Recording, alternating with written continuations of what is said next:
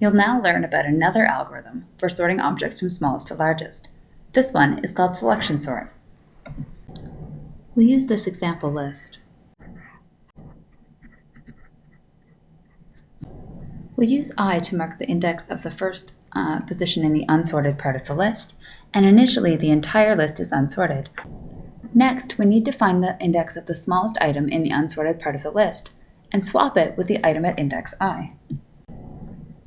Let's pass over the items of the list, keeping track of the smallest one. 3 is the smallest I've seen so far. 3 is still the smallest. Now 2 is the smallest, and 2 is still the smallest.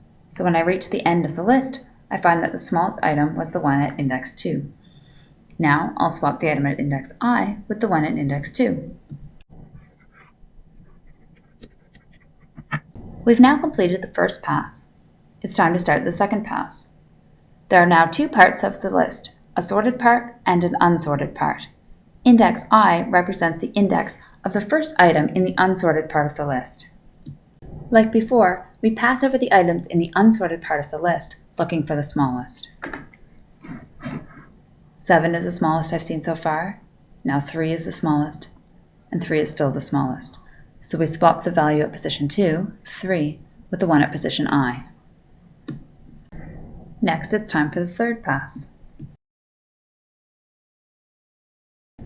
After passing over the items in the unsorted part of the list, we find that 5 is the smallest, and we swap it with the item at index I. On the last pass, there's only one item left in the unsorted part, and the list is sorted. To summarize, at the beginning, the entire list is unsorted, and index I is equal to 0. After some passes have been completed, there are 2 parts of the list, a sorted part and an unsorted part.